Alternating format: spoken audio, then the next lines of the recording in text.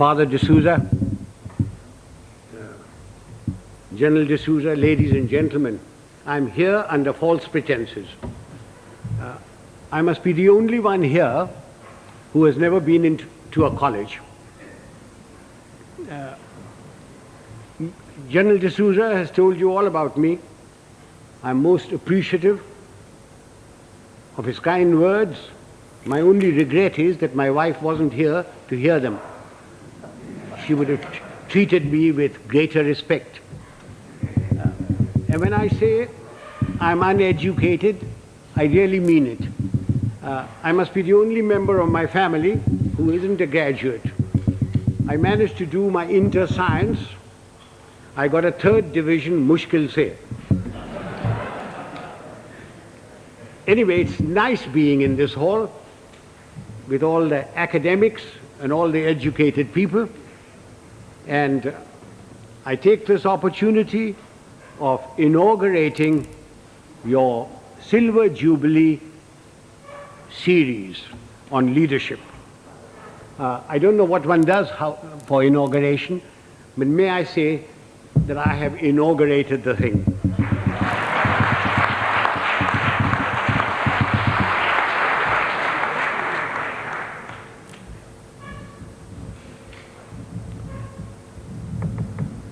For a long time, I've been watching the scene in India very carefully. Wherever I go, whenever I pick up a newspaper, I find there are shortages. There's a shortage of fuel, there's a shortage of food, there is a shortage of foreign exchange, there is a shortage of housing, shortage of schools, colleges, everywhere. And everybody talks about these shortages. But the one shortage which is responsible for all these shortages is generally glossed over, which is the shortage of leadership.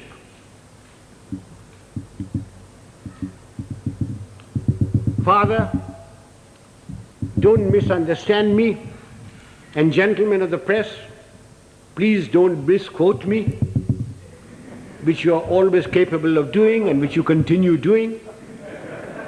When I talk of shortage of leadership, I do not mean just political leadership. I mean leadership in every walk of life. Whether it's political, administrative, in educational institutions, in our sports organizations, in our industry, amongst labor, amongst the law and order contingents, there is a shortage of leadership. I do not know whether leaders are born or leaders are made. There is a school of thought which says leaders are born. Father, we have a population of 780 million people, and we procreate at the rate of 1 Australia every year. And yet, there is a shortage of leadership.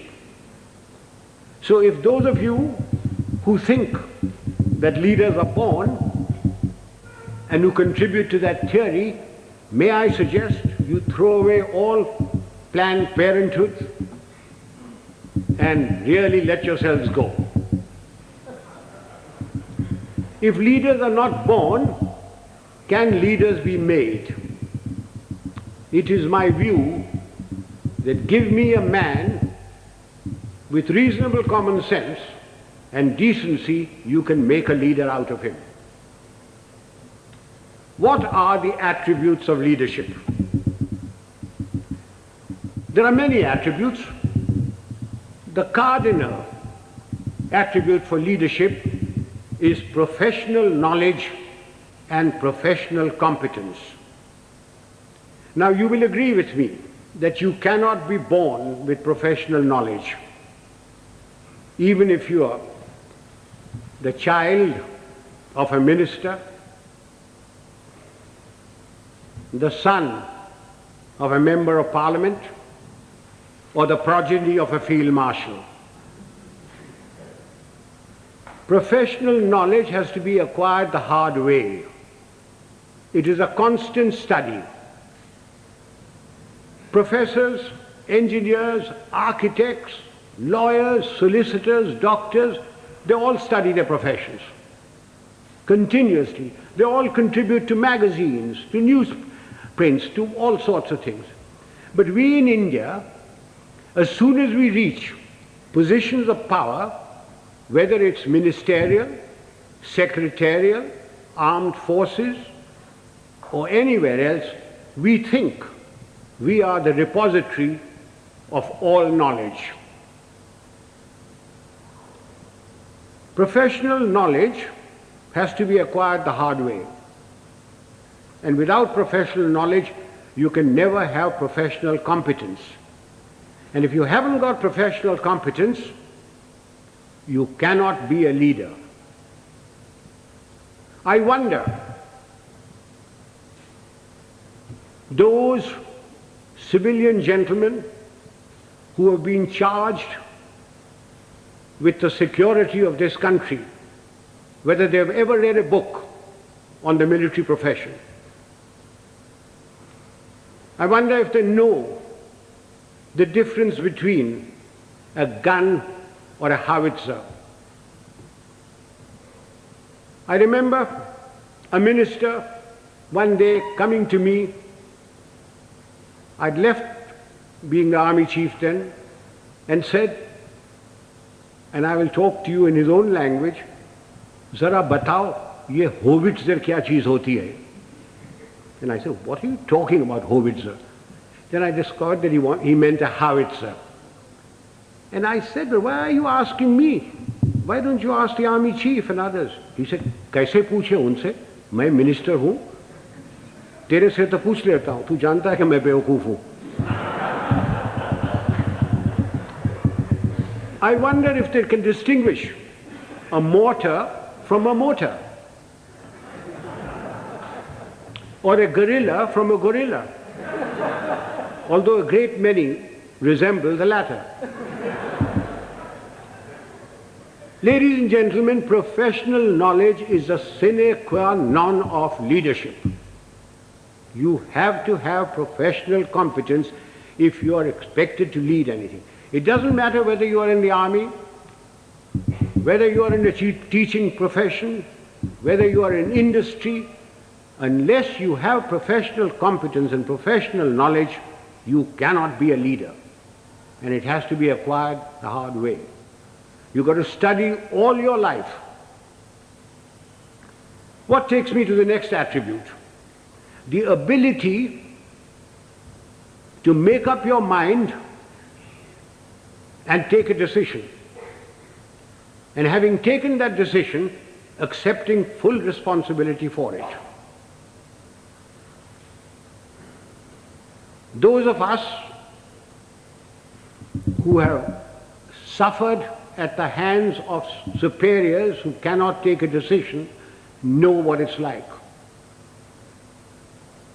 An act of omission is much worse than an act of commission.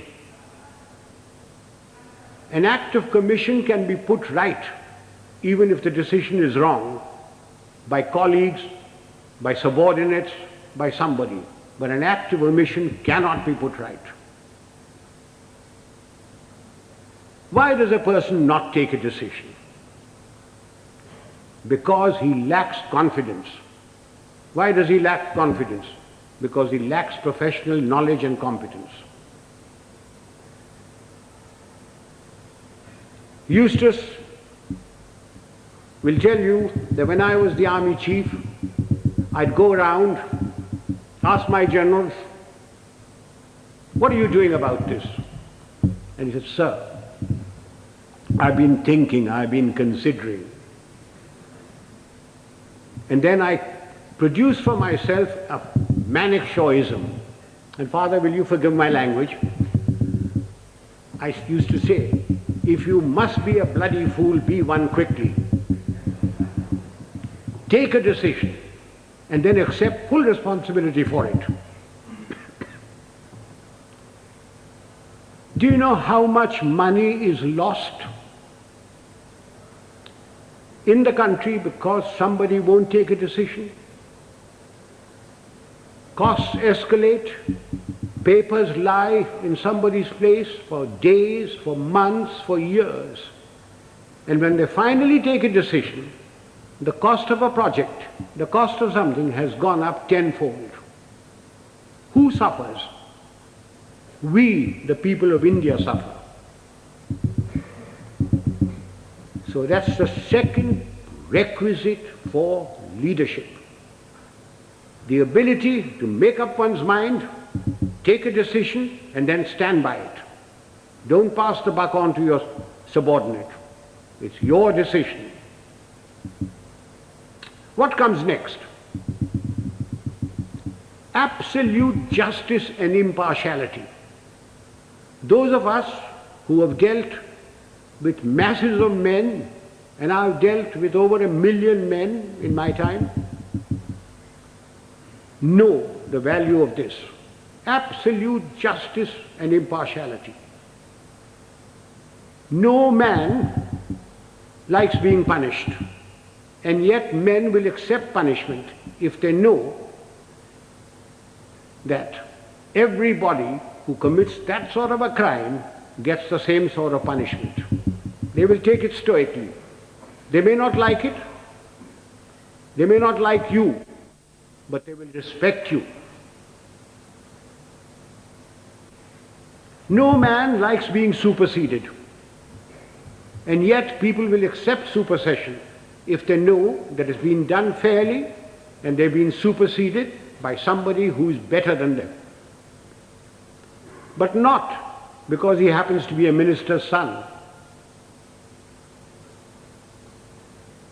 or related to Father D'Souza or the Field Marshal's wife's current boyfriend. Men will accept supersession. They may not like it, but they will do it.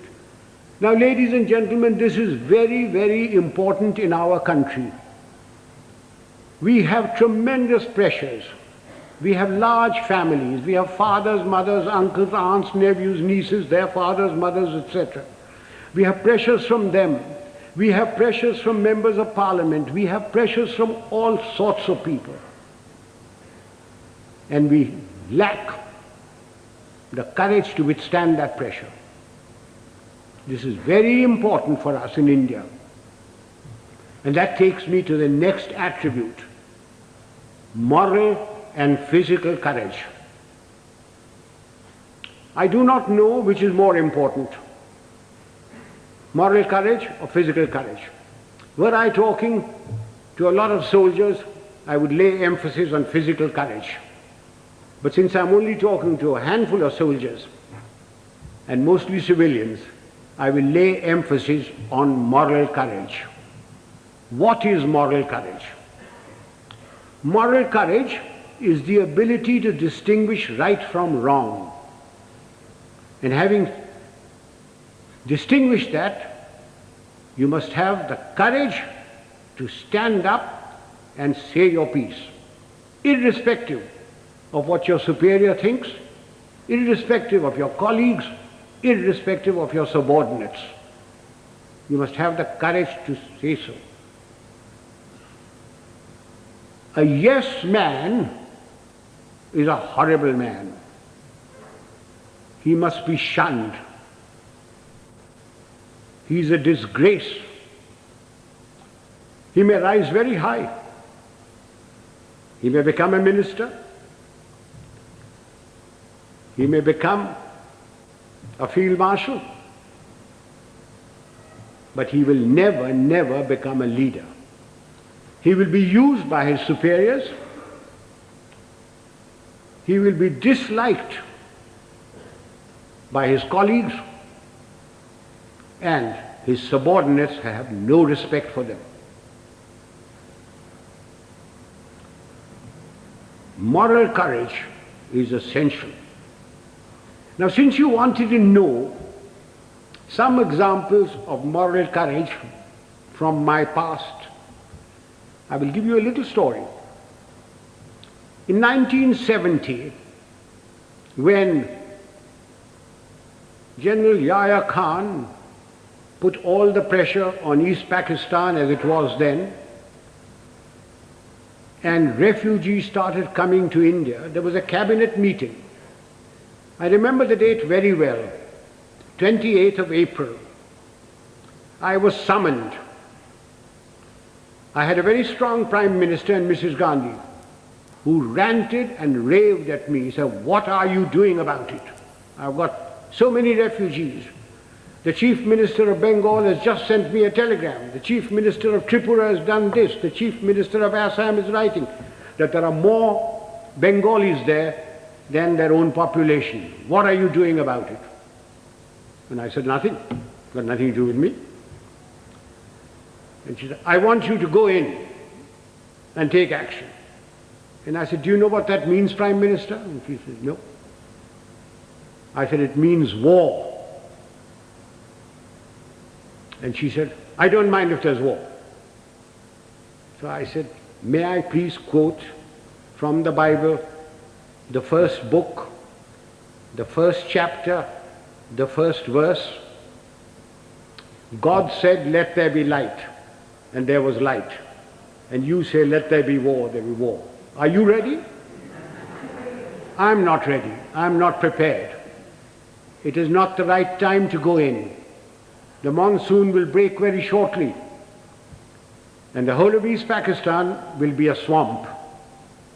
I will not be able to operate. The Air Force will not be able to operate. April is a month when we glean the harvest.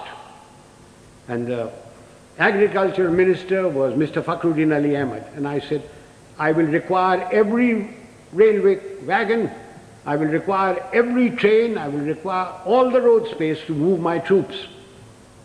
And you will not be able to move your harvest. And then if there is a famine, don't blame me."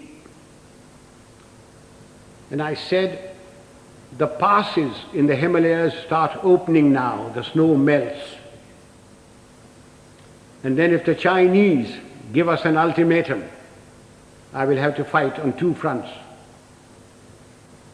And then the External Affairs Minister, a Khalsa, Sardar Swaran Singh, said, "Do you think China will give ultimatum?"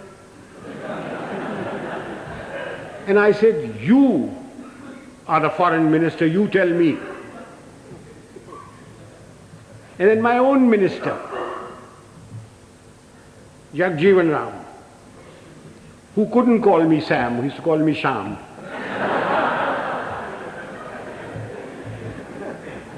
He said, "Sham, maan jao na." I said, "You can manne ki baat hai? I'm telling you what the facts are." And I said, "If you want me to do this, Prime Minister, I guarantee you 100% defeat. Now, Prime Minister, give me your orders." And there was dead silence. And she turned around and said, "The cabinet will meet at 4 o'clock. This happened at 10:30 in the morning. So, as the cabinet ministers walked out, I being the junior most man there, was the last to go, she said, "Chief, will you stay behind?" So I shut the door and I said, "Prime Minister, before you speak, do you wish me to send in my resignation on grounds of health, mental or physical?" I said, "Oh, sit down." He said, "Everything you told me correct?" I said, "It's my job to fight. It's my job to tell you. If your father in 1962 had me as his commander-in-chief, the country would not have been disgraced. The army would not have been beaten. But the army chief did not have moral courage of turning around and telling him he wasn't ready." So she said, "All right, you know what I want?" And I said, "Yes, I know what you want. And I must be allowed to do it my own way." And she said, "All right, you know what I want." So, ladies and gentlemen, there's a very thin line between becoming a field marshal and being dismissed. I just gave you an illustration of moral courage. Of course, I didn't worry very much because my wife had money. If I'd gone, she would have looked after. She would have looked after me. So much for moral courage. Now I come to physical courage. Fear is a natural phenomenon like hunger and sex. Anyone who says he is not frightened is a liar, except perhaps the Gorkha. Everyone is frightened. It is one thing to be frightened and quite another to show fear. It's when your knees are knocking and your teeth are chattering and you're about to make your own geography. That's when the real leader comes out. If once you show fear in front of men that you may be commanding, it doesn't matter whether they're soldiers, they are clerks, they're labor, there are students.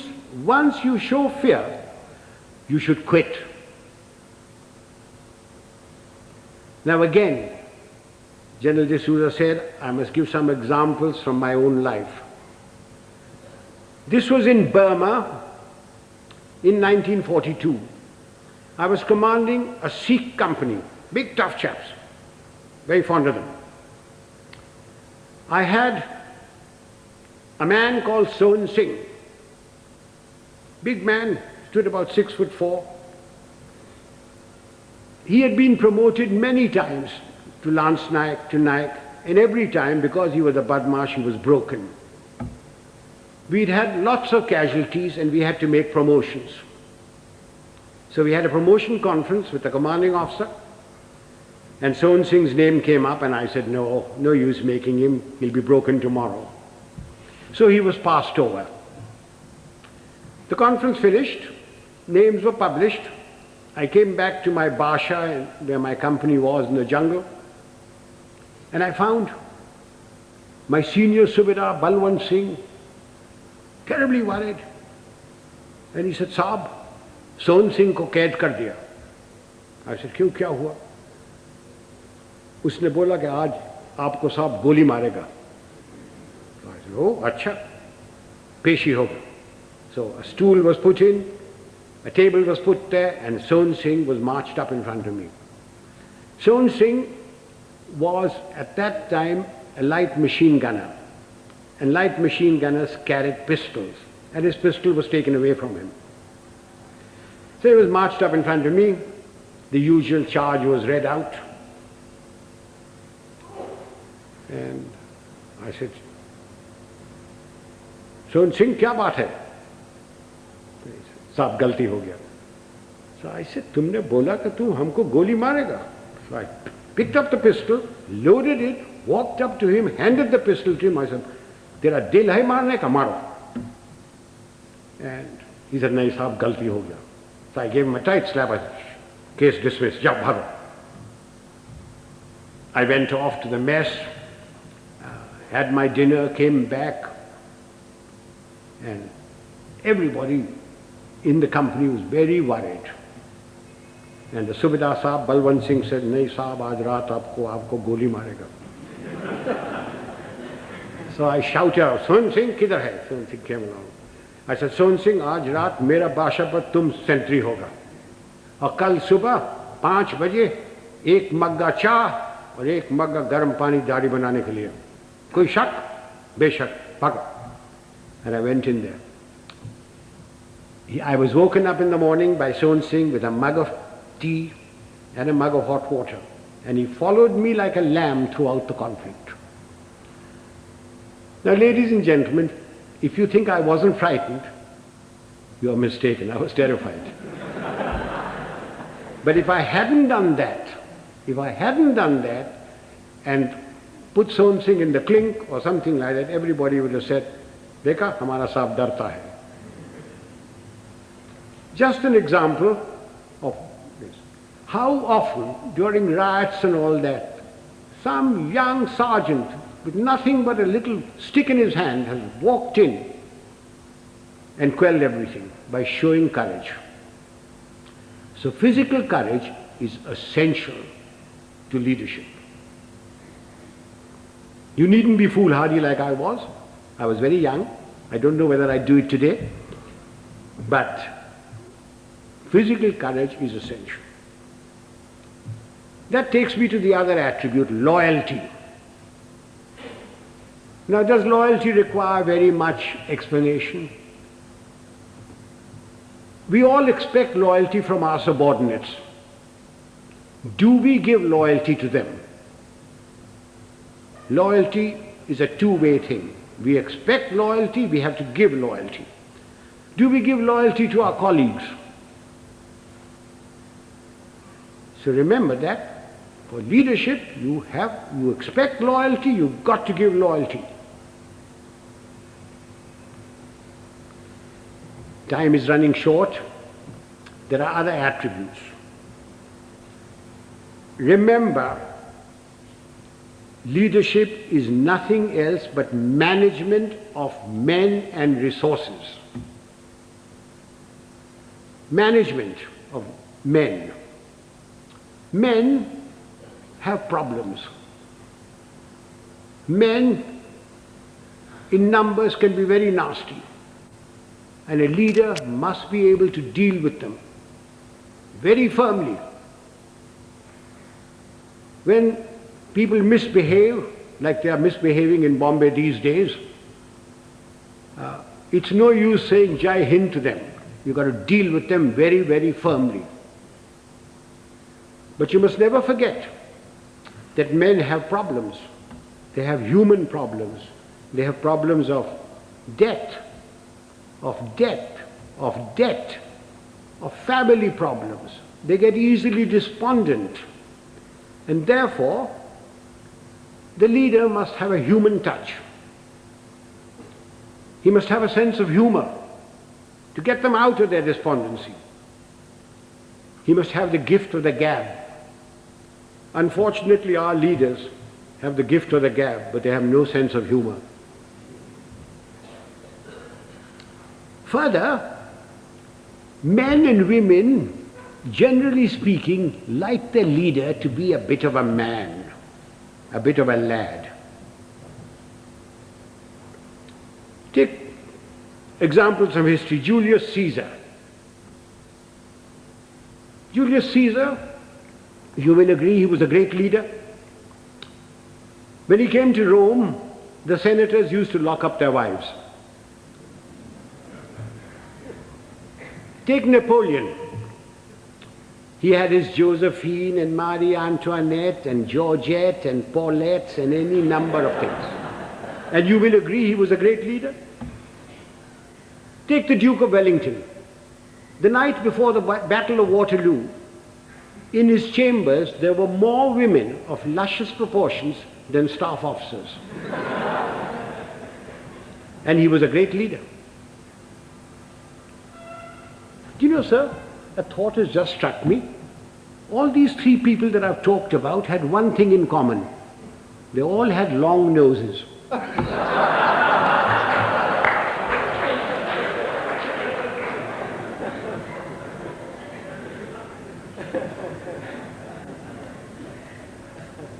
If my time is not up, can I crave your indulgence and talk for another 10 minutes? Ladies and gentlemen, no amount of leadership will put things right. There are two other aspects that we Indians must know and we lack badly. One is discipline and the second is character. What is discipline? Discipline is a code of conduct for decent living in society one with the other. Who lays down this code of conduct? Not the Prime Minister, not Parliament. Of course it's laid down in the Army Act. But I'm not trying to impose the Army Act on you.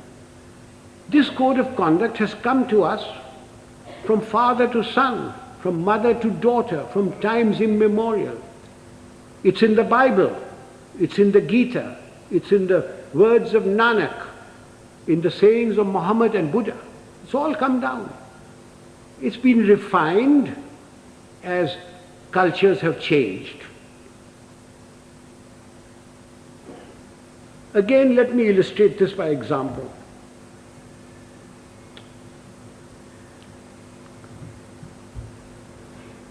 Non-punctuality is an act of ill discipline which is injurious to the state, injurious to its people. Some time ago, sir, I was invited to an university, as also my wife, unlike today.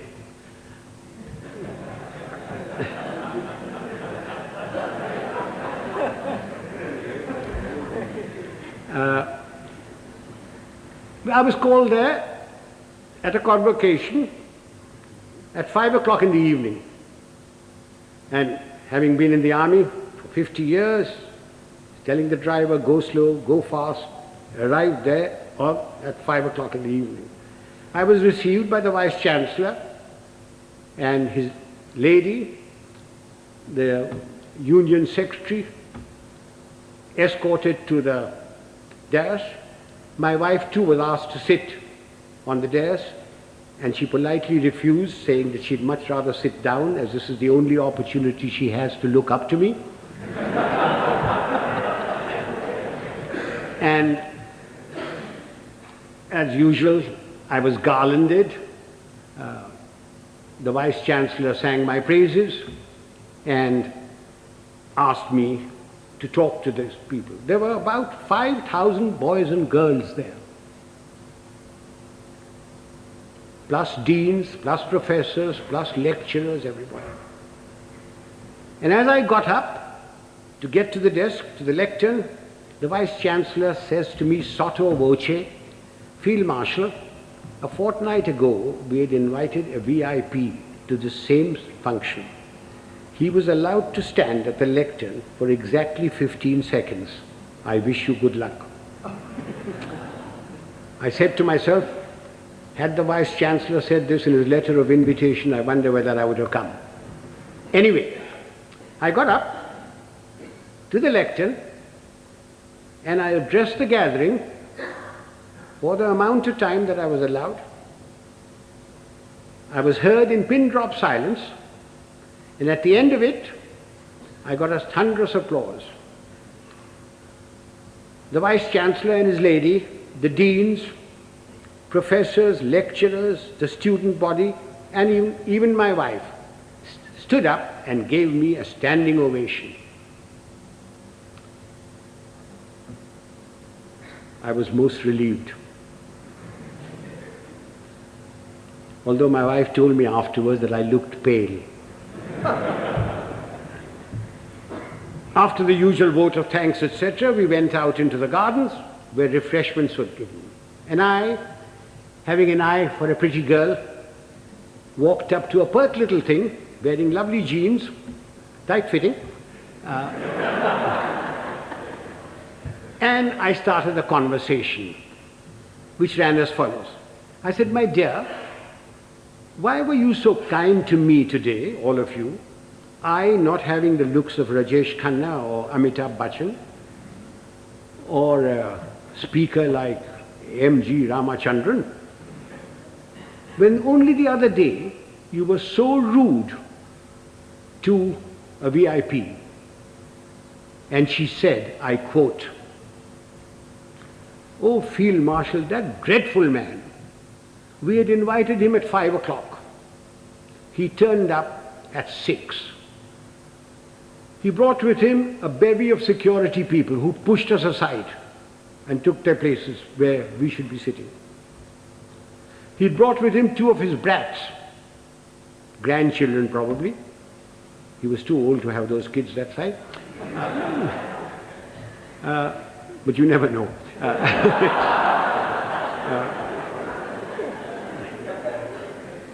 He was received by the Vice Chancellor and lady.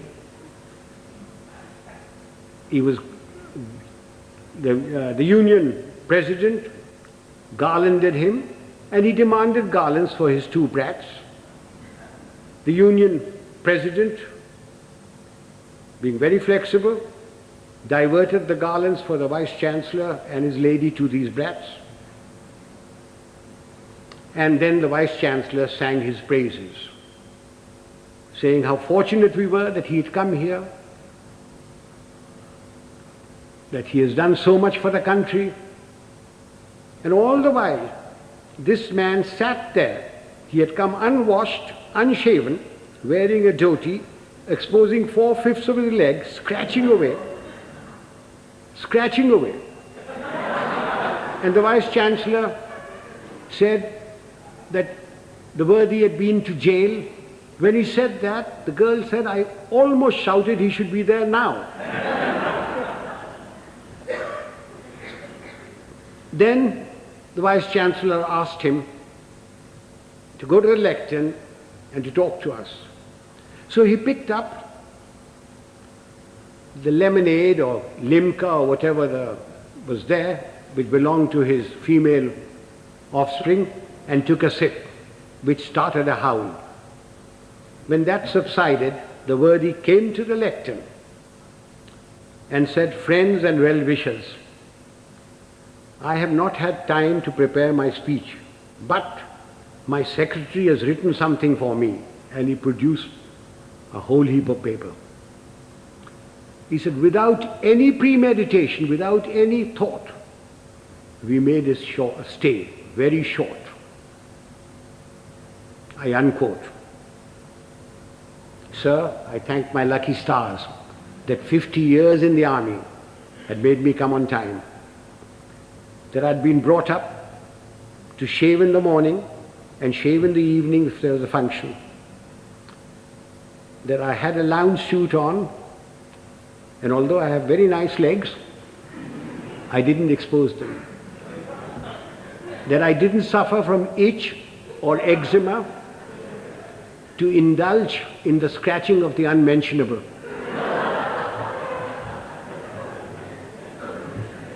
Now do you see what I mean by ill discipline? Had the worthy come on time, according to the program, talked to the people and given them advice, can you imagine what a lot of good it would have done? Instead of that, his act of ill discipline produced more ill discipline. Now this is not a matter to be laughed at and forgotten. We people in India are terribly ill disciplined. We think because we've got freedom that we can do what we like. I do not stop you from criticizing, to standing up for your rights. I think it's your duty to do it.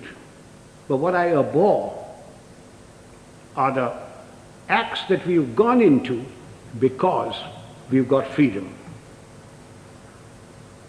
Why do we have to spit pan all over? Why do we have to write on doors and things? Why do we have to keep staircases dirty and filthy? Why do we have to throw garbage in somebody else's compound? These are all acts of ill discipline. It is because of these acts of ill discipline that you have corruption, you have smuggling, you have all sorts of things. Even animals in Tanzania are better disciplined. I went there 4 years ago and I saw lions, lionesses, zebras, etc. They were all so disciplined.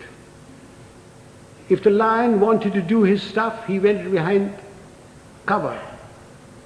He didn't spit. I came back from Tanzania. I arrived at Bombay airport.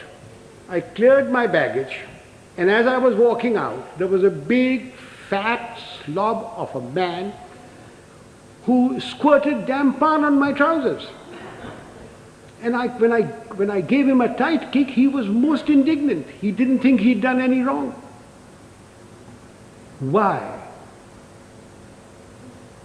Why do we tolerate it? So much for discipline. So everybody's been extremely well disciplined so far. Will you give me your indulgence for just another few minutes? I said character. By character, I don't mean the sort of thing which the father will preach to you. Of course you must be honest. Of course you must be truthful. Of course you mustn't covet thy neighbor's wife. Not when father is listening. Of course you mustn't. All that is part of character. But I mean something bigger. It's knowing yourself, knowing what you really are. Unfortunately, we lack that sort of character. And what little we have is denuded by our fans, by the sycophants around us, by the hangers-on. Again, let me illustrate this by an example. Some years ago, Hollywood produced a picture of the great violinist and composer Paganini.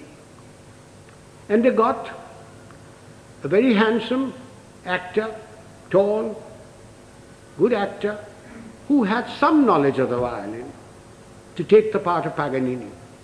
And he was drilled to perfection, so that when that little cadenza was played and screened, the critics raved over it, raved at the movement of his fingers and of his bow. And this man's fans, sycophants, hangers-on, went on telling him that he was greater than Menuhin, greater than Heifetz, greater than Chrysler. And the man started believing it. And it took 8 months in a psychiatric home to rid him of this delusion. Do you know, sir, after the 1971 conflict, my fans, my hangers-on, the sycophants around me kept telling me, "Sir, you are the greatest general the century has produced. You are better than Rommel. You are better than Guderian. Auchinleck was nothing." And just as I was beginning to believe it, the Prime Minister created me Field Marshal and sent me off to the Nilgiris. And a hard-headed, no-nonsense wife deprived one more inmate of a psychiatric home. I thank you, sir.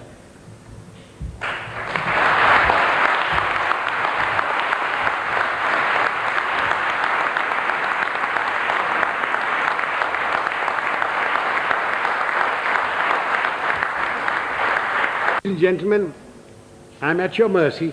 You can ask me any question you like, personal, pertinent or impertinent.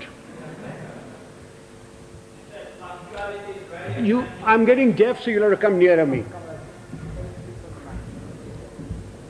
Punctuality is very essential for this. This engagement was announced at 6:30. You are quite right, sir. I was ready. I was told I was going to be picked up at 6 o'clock. I was ready, waiting. In fact, the people who organized the function came up to me. Just came out of my bath and said, "General D'Souza says, please do not come before 6:45. So will you hang around till 6:30 and then we'll bring you here." Not my fault. I was there absolutely on time. Please blame General D'Souza.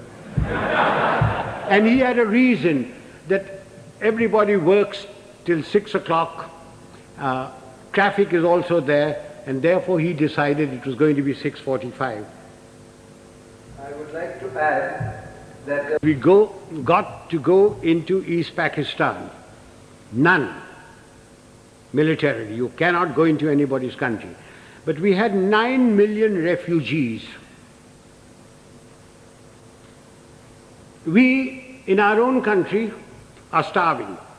We don't have enough clothes, we don't have enough medical attention, we don't have enough food, we don't have enough schooling. But we had 9 million people, through no fault of our own.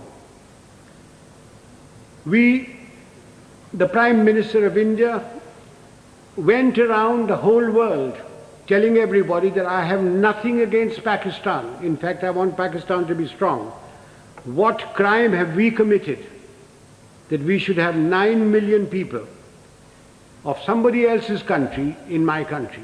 You Americans, if two Indians go there, you kick up a row. You, the French, won't accept anybody coming in. The British don't.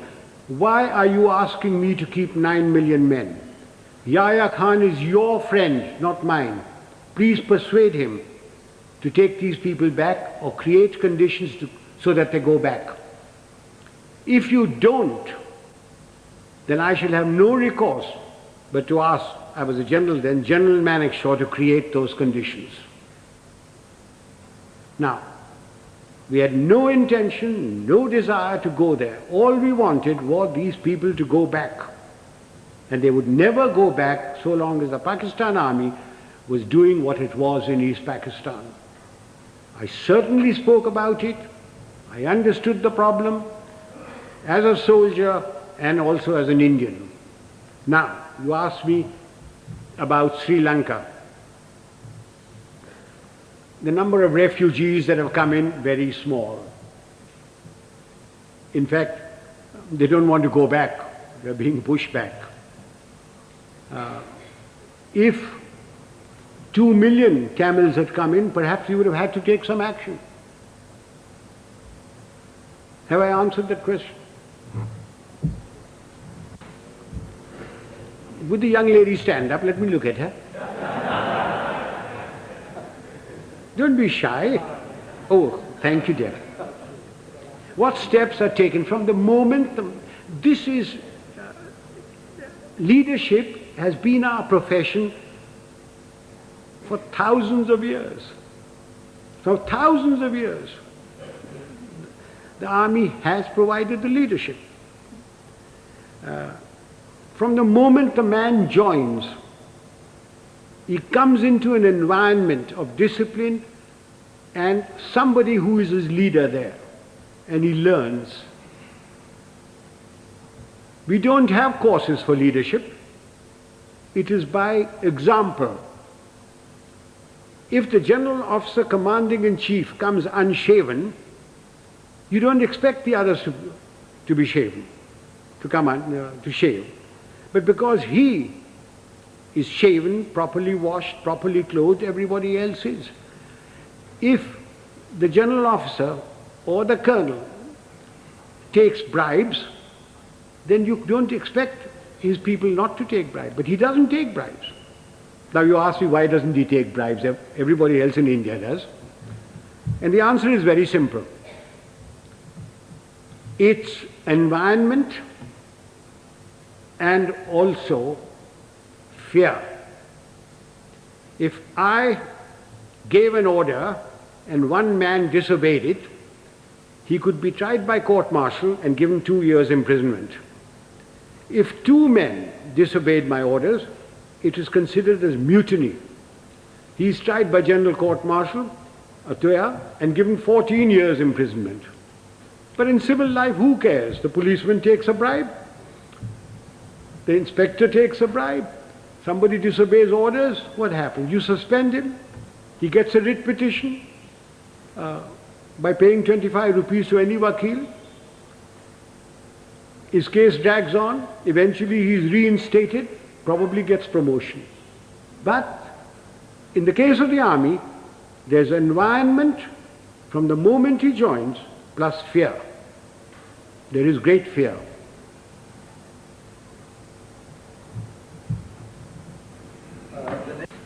We Indians are alleged or supposed to be very religious people.